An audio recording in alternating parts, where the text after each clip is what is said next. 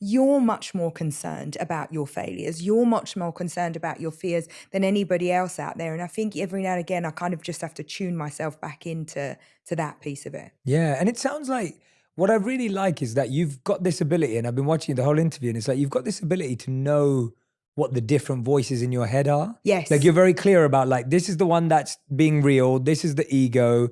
This is giving me the hype that I need right now. 100%. But also, you know, I know their voices. I know they're not me. Yeah. And I always knew that because I have an ability, like my whole superpower in life is about being able to turn it on and off. And so I am acutely aware that those are just things and that I have at my disposal. And sometimes they work to my advantage and sometimes they work to my disadvantage. But I don't think that it's me. Does that make sense? Like, it's like, I know who I am. Like, and it ain't all of that. It's not the chatter.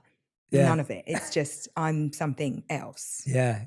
I mean, that's an incredible distinction to know and have and build. Did that come from, did you read something? Did you learn something? Or was it just you started listening to yourself? Did you spend a lot of time alone? I'm intrigued as to what you did to gain that skill, because it's a skill and you're obviously aware of it. You know, I think I'm just that like Oprah generation. Do you know what I mean? Like I'm in this, right? Yeah. You come home every day from school. Oprah was on the TV telling you to be grateful. You think, what do I have to be grateful for? Have you seen my house? Have you seen my trainers? I need new shoes, like, you know, and it's like, I didn't get it then, but I started to believe it and I started to read. You know, I am an avid reader. I read so much, everything, and always have since I was 13. And again, it was that means of escapism. And so I started reading things like, you know, The Power of Now, or like, you know, like all of these things that like Conversations with God. I remember, you know, it's like, I read that book and I was like just blew my mind because I didn't know anybody that thought like that.